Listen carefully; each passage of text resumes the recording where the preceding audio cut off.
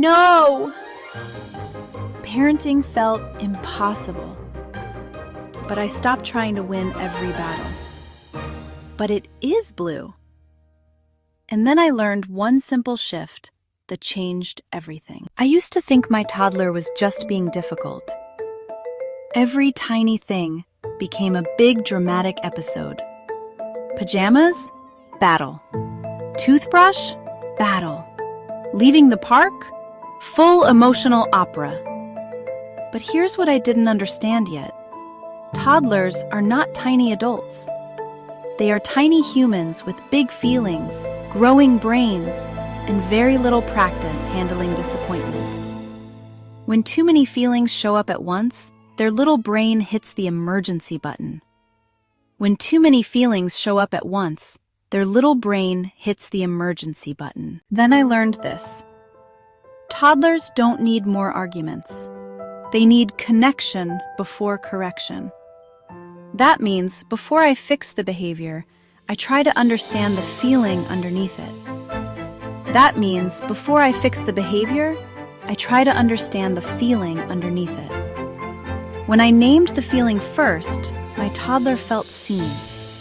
And when kids feel seen, they are more likely to calm down and cooperate. Now, connection does not mean your toddler becomes the tiny king of the house.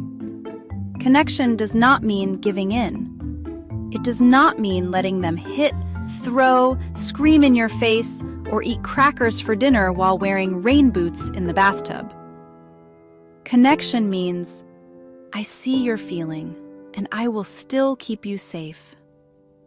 Connection means, I see your feeling, and I will still keep you safe. Step 1. Pause. The toddler stands in the middle of the room, mouth wide open, yelling, "No!" The parent stands across from them. Instead of reacting, the parent closes their eyes, places one hand on their chest, and takes one slow, visible breath. Their shoulders visibly drop. Time seems to slow slightly around them. Pause before reacting.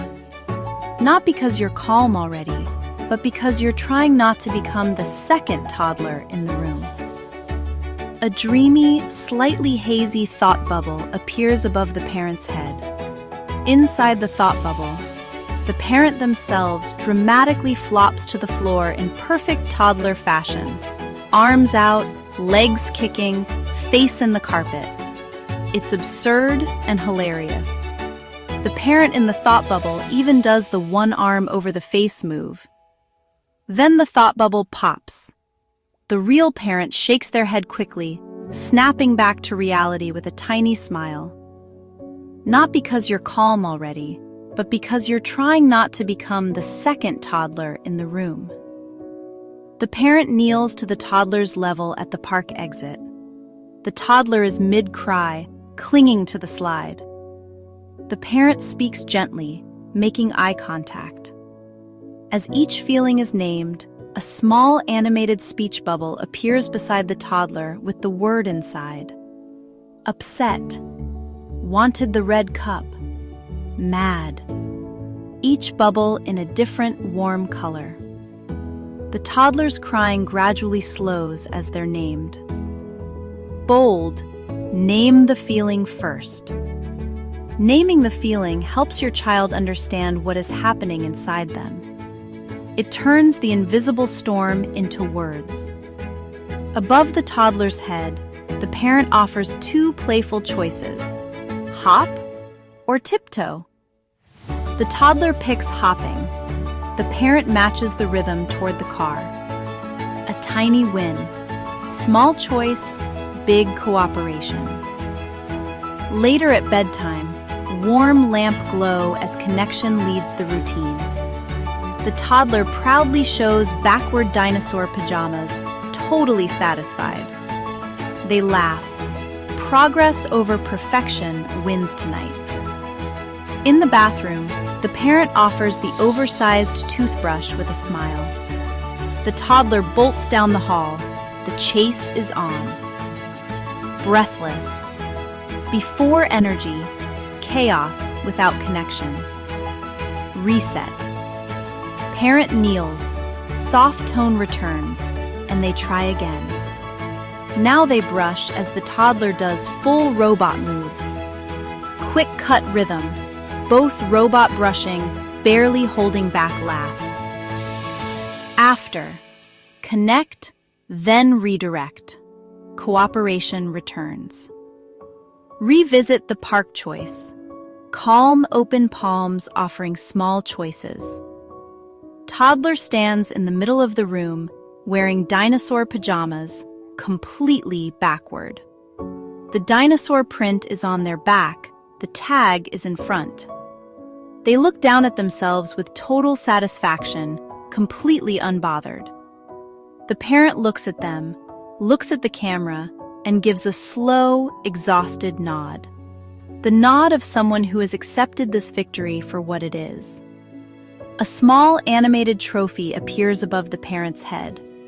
Small choice, big cooperation. Was it perfect? No. The pajamas were backward. But the child was dressed. Nobody was crying on the floor. And honestly, that counts as a luxury vacation. Bathroom. Bright, colorful, toddler-friendly with rubber duck on the tub and star-shaped soap. The parent holds out a toothbrush. The toddler's eyes go wide, and they bolt. Full sprint. Out of the bathroom, down the hallway, tiny legs pumping like a tiny Olympic sprinter. The parent chases, toothbrush in hand, looking completely done. Before. The goal is not to stop every big feeling. Now the parent kneels to toddler's level, speaking warmly. The toddler's eyes light up. They strike a stiff robot pose, arms out, moving mechanically. The parent brushes their teeth while the toddler does full robot movements. Stiff arms, robot head turns, the works. Silly robot sound effects play. Both parent and toddler are barely holding back laughter. After. Connect, then redirect. The goal is to help your child move through the feeling without losing connection. The moment I stopped trying to win every no or meltdown and simply reached out my hand, I started seeing them as moments to teach, up close and gently. Your toddler isn't giving you a hard time. They're having a hard time, even in messy moments. And your calm can become the bridge back. This changed everything for me. Not because parenting became perfect, but because I stopped fighting my child and started guiding them. If this helped, like, comment, share, and follow for more tips on Parent and Me moments.